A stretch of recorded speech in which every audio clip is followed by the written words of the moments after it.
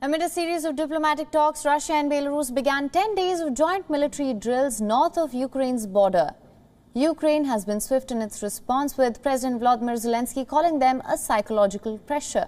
One of the most threatening elements in Moscow's arsenal of military intimidation, Russia has moved up 30,000 troops, 2 battalions of S-400 surface-to-air missile systems and numerous fighter jets into Belarus for joint training exercises with the Belarusian army.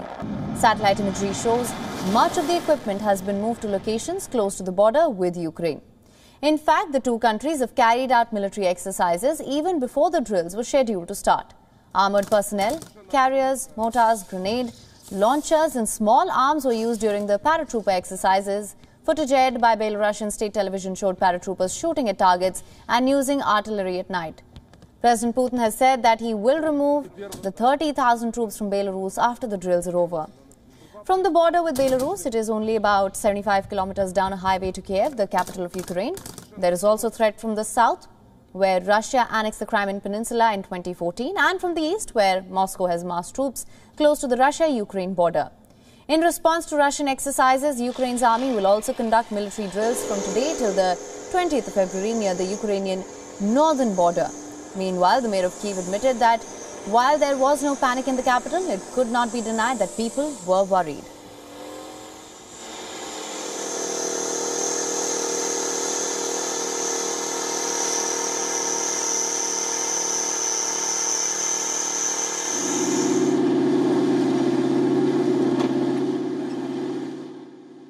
We doesn't have panic in our hometown, we doesn't have panic in our country, but we understand we gas friendly, we friendly people, we friendly nation, we're not aggressive to anyone, peaceful country.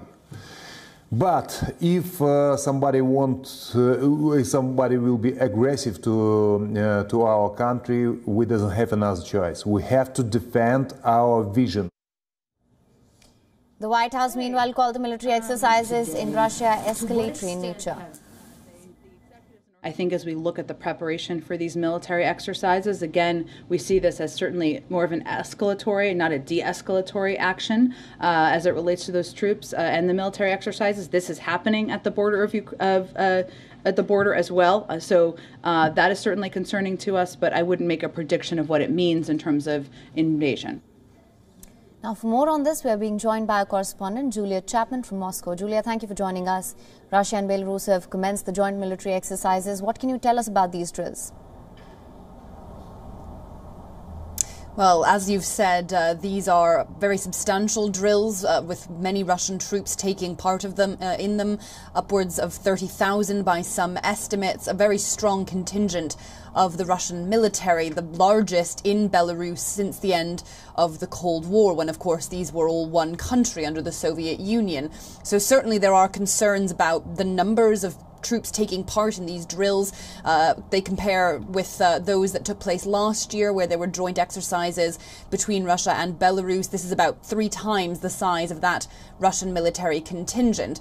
The Russian military, the Russian Ministry of Defense says that these are simply preparatory exercises. They will be simulating a possible attack against Belarus, and these are not an offensive set of drills, but certainly there are concerns in the West that the capabilities being built up in Belarus right now could also pose a threat to Ukraine. Right. Also, just to mention here, President Putin had said that the troops will be moved after the drills, but like I mentioned, Ukraine has called this psychological pressure and is set to start its own drills. How do you assess this? Well, indeed, Ukraine is taking steps to protect itself as it would under these circumstances. Russia is very insistent that there will be no invasion of Ukraine. It says these drills were long planned and they do not pose any kind of threat to Belarus's neighbour. But of course, that view from the West is that there could be a threat from Russia. It doesn't take Moscow at its word when it says it isn't planning to invade Ukraine, because we have seen a very significant buildup of troops on the Russian border with Ukraine and now in Belarus as well. But Russia is insistent that these troops will be leaving on the 20th of February. These drills only expected to last for 10 days, although the military equipment and troops, the soldiers, have already been there for about a week. Russian Defense Minister Sergei Shoigu was in Belarus last week inspecting the troops ahead of the active phase getting underway today. But Russia maintains that it has no plans to invade Ukraine and says these are simply defensive exercises. Right. And also, as you know, this comes after the meet between French President Macron and President Putin. Moscow military build-up still remains a cause of concern, like you mentioned. How do you see this impacting the situation and efforts to de-escalate tensions? Well, the dialogue is still ongoing. Of course, after Emmanuel Macron on Monday, we now have the UK Foreign Secretary Liz Truss in Moscow holding talks as we speak with her Russian counterpart Sergei Lavrov.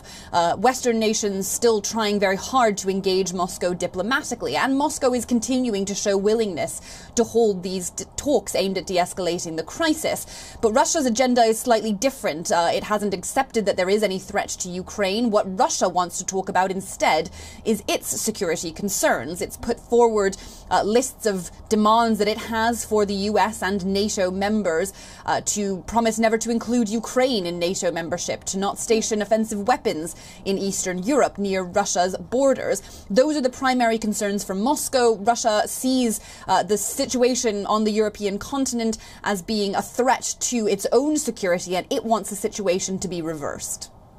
Right. Julia, thank you so much for joining us with all your inputs on this. WION is now available in your country. Download the app now. Get all the news on the move.